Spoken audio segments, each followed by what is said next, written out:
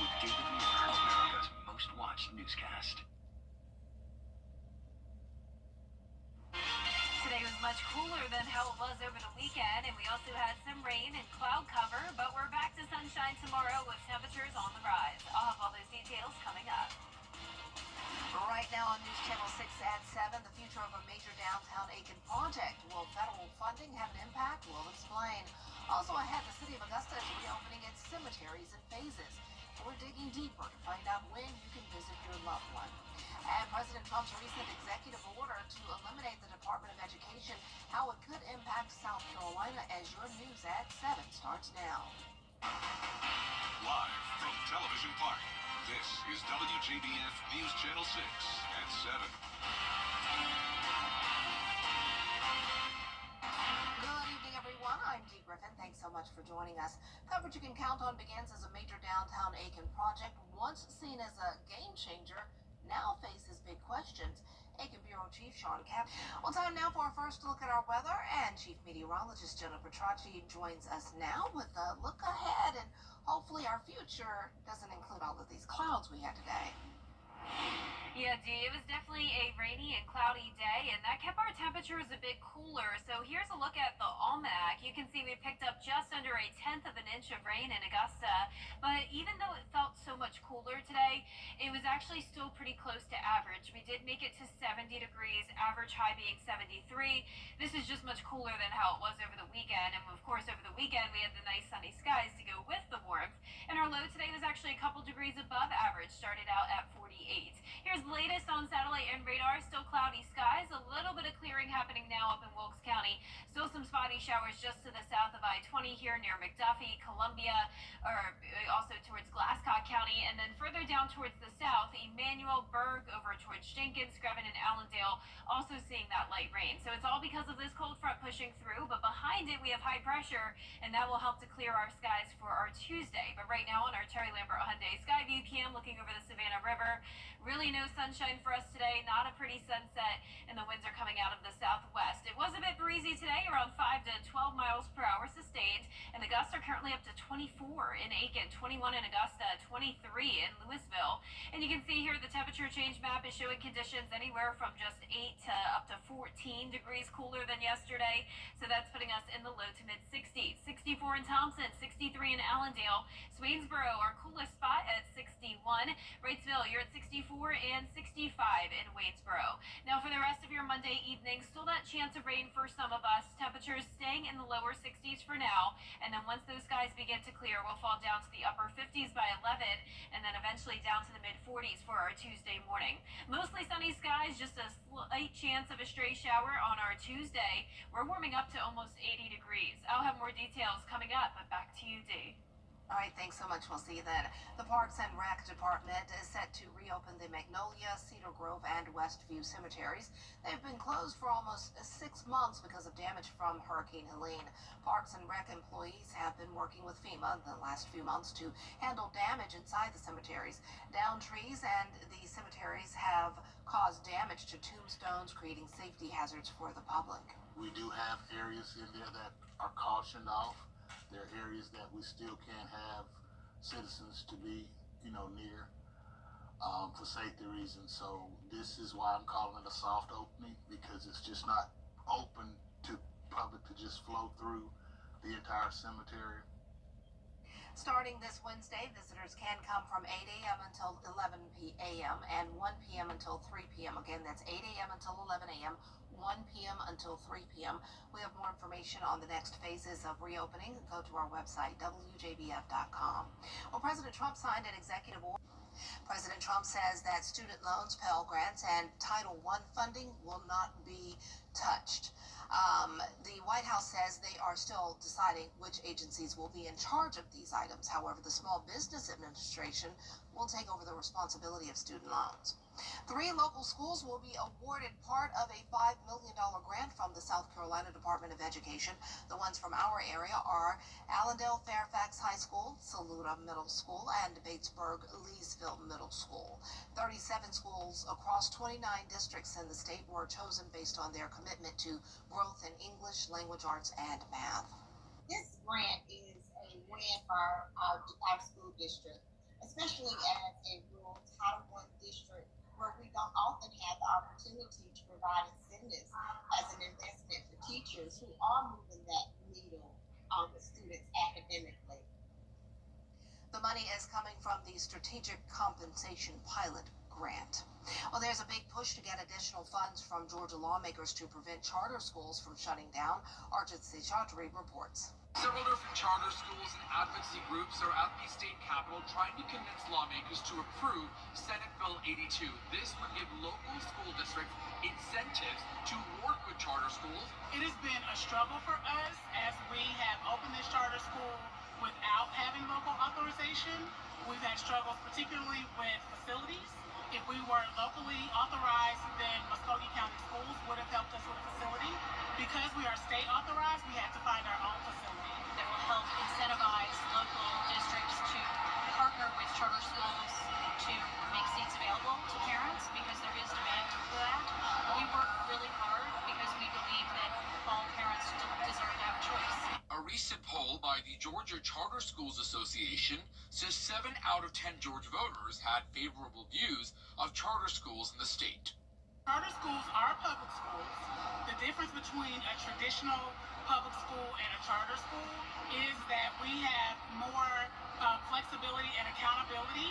So we have design thinking, so we can have innovations that public schools maybe don't have. There are about 100 charter schools in Georgia with around 65,000 students enrolled, but there is a 21,000 student wait list, and they're hoping that if this gets a green light, it would give more students access to charter schools.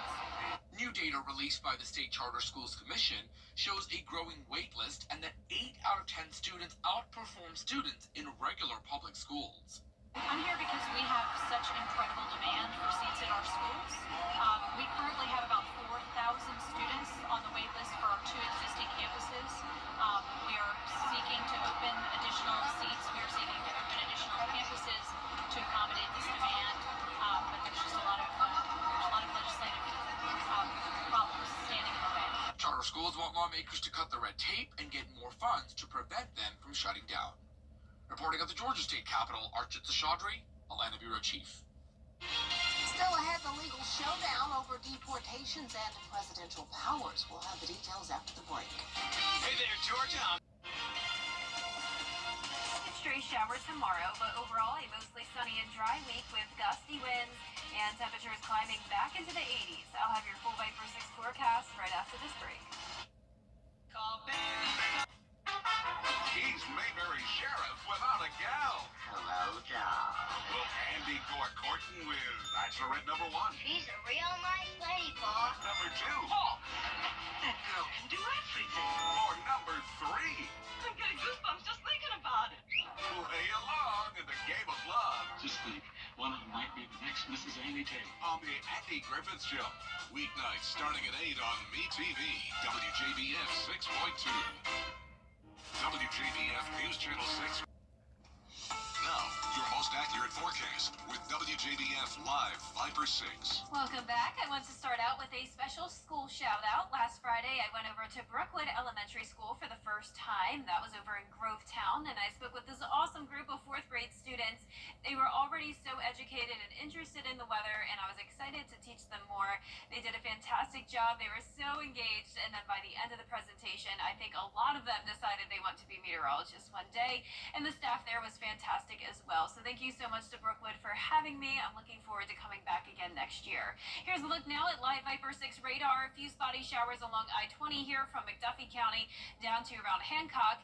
And you can see here it's all very spotty, so just some drizzle if you're out and about, and the cloud cover sticking around as well. Now further down towards the south, anywhere from up towards Bamberg down to Emmanuel County, we do have that light shower activity, more so widespread. Twin City, Millen, Sylvania, seeing those light showers coming down, but overall not a whole lot of rain for us this evening. We're almost done with it. Our Terry Lambert Hyundai Skyview cam showing dry conditions with just the cloud cover here in downtown Swainsboro, and it is very breezy. We have that southwest wind, 9 miles per hour now, mid-60s for our temperatures.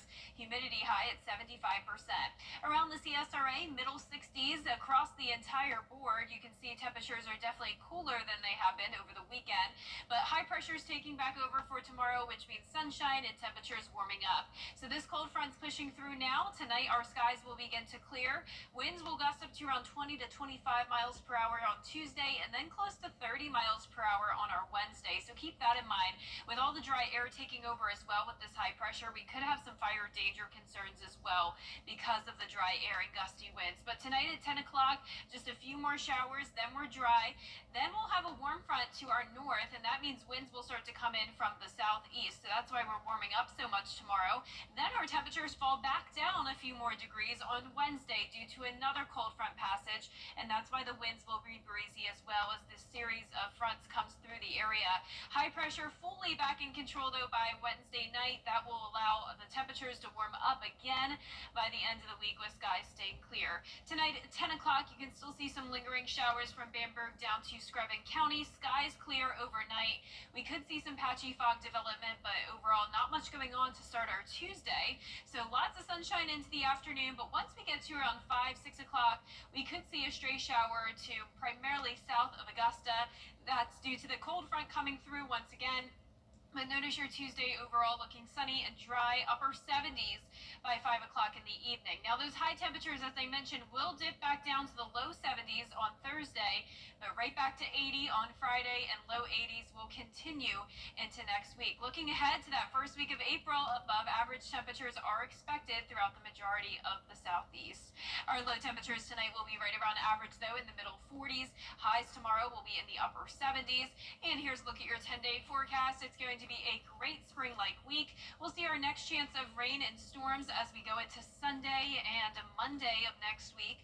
And those temperatures will continue to go back and forth from the low 70s through low 80s. Low temperatures in the 40s for now. Oh, starting to warm up. Yes, I'm loving it, Dave. Oh, yeah, it's nice. Thanks so much. We'll still ahead new report show. People are now using AI to help decide what to buy. We'll have the details after the break. Some people hear the name. Monday night at 7:30 on Jones Honda. Next DT. Hey guys, it's Eva Longoria and Cheech Marin. Our Disney exclusive with the Alexander co-stars after Eva's birthday milestone. Look, I want my 20-year-old body. Next DT. Monday night at 7:30 on News Channel 6. The WJBF Live Viper 6 Skyview Network is sponsored by Terry Lambert Hyundai. Low prices, big selection, and committed to quality customer service. A new report from Adobe shows that generative AI is providing assistance to shoppers looking to cut down on the time they spend researching and comparing prices. Here's Jacqueline Lee.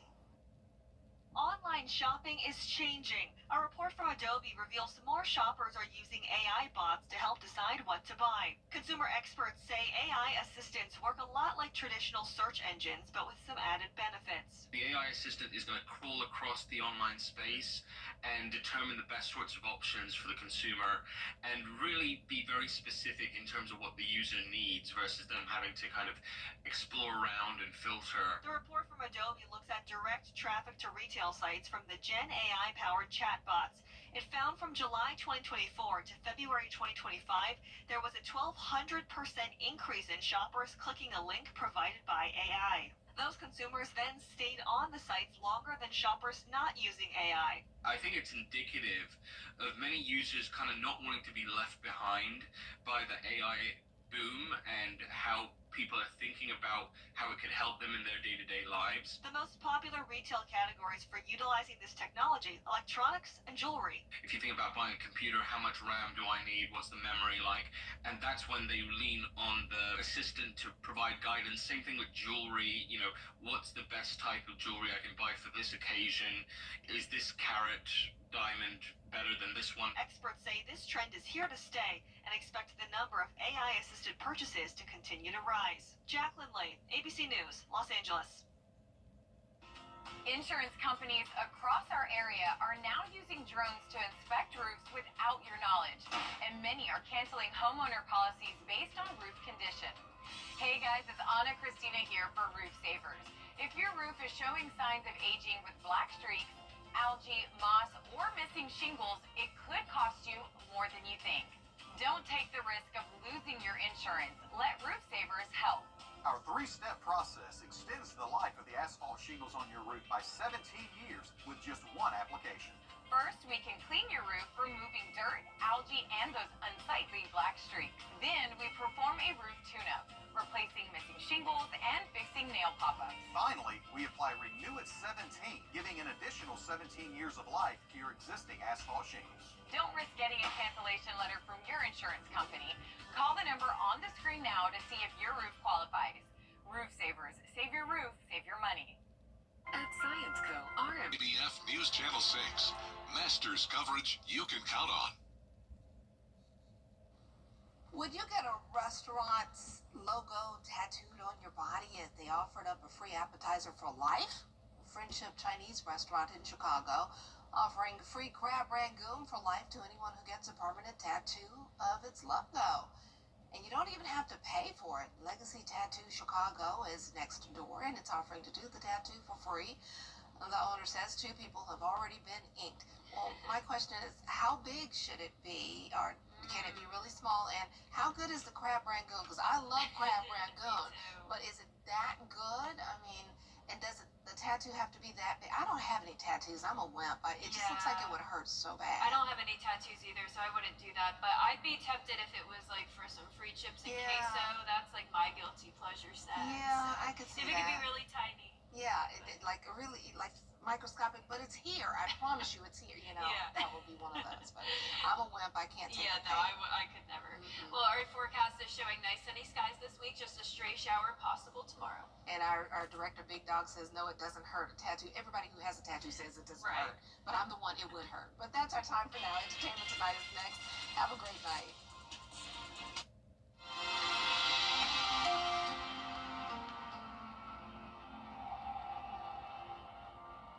During the Rooms to Go Kick off your Saturday mornings with the most trusted team in local sports. Preview all of the weekend action and recap all of the big plays with Gianna Sanfilippo and Gabriel Stovall. 6 Sports Saturday mornings at 9:30 on News Channel 6. If you always wanted a king-size